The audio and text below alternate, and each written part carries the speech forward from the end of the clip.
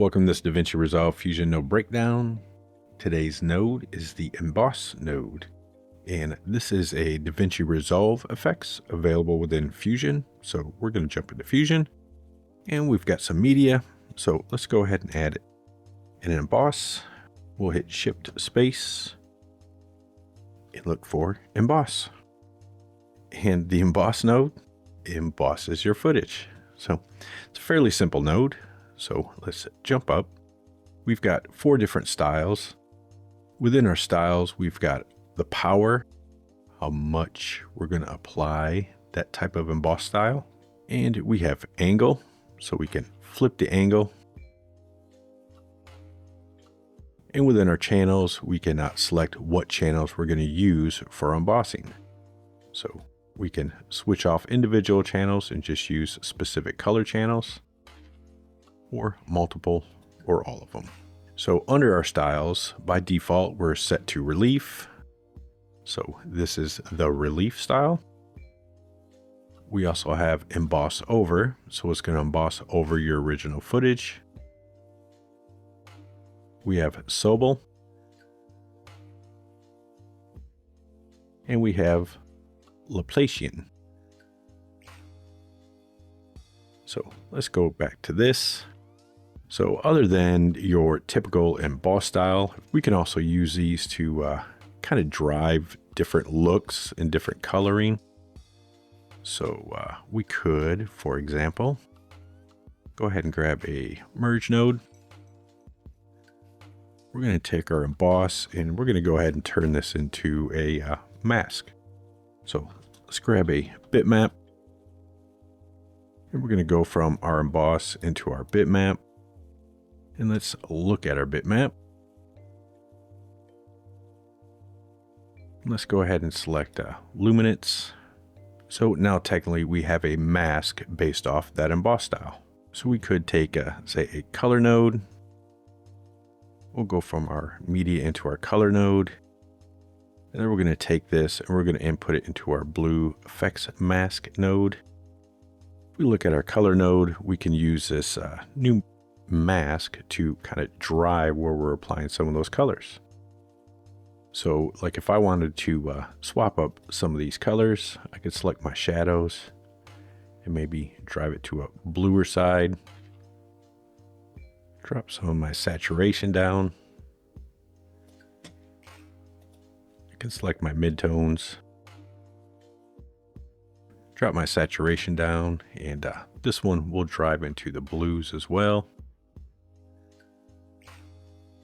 We can go to our highlights and we can actually change our highlights up a little bit, but I'm going to drop this saturation down as well. So now we've got a little more muted from our original to our color correct, using that emboss as a mask to create a bitmap. And if you wanted to bring that color back in, we could, let's see, add a magic mask. And we could take our magic mask and go from our original footage into our magic mask. And just so you know, the magic mask has changed up since the last update. It doesn't seem we can click and drag anymore. It just leaves a dot. And you notice how it operates a little differently. So we can no longer really click and drag with this magic mask node anymore. But I can select better and we can go ahead and track that.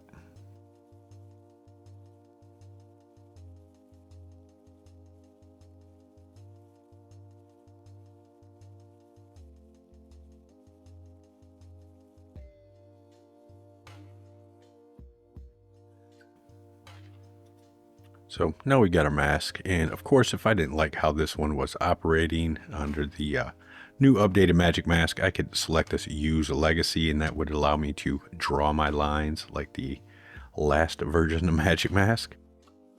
But we can take this and we can take our color corrected, put it in the background, take our original, put it in the foreground.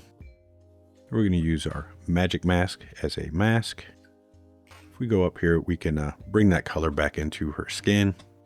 So instead of it being muted, we're kind of using a combo of this to bring her color back in.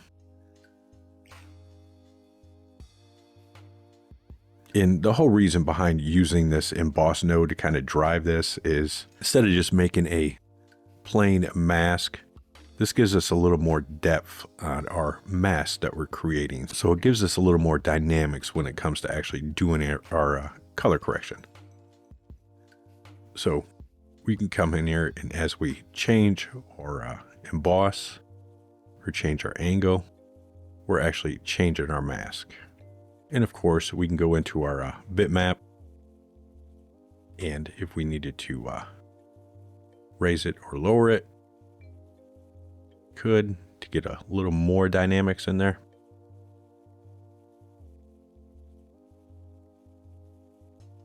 And as we do, you can see how it's driving that color a little bit.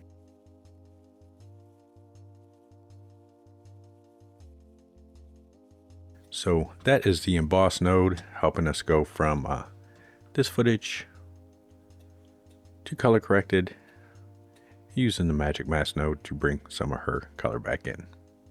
So I will see you in the next node breakdown.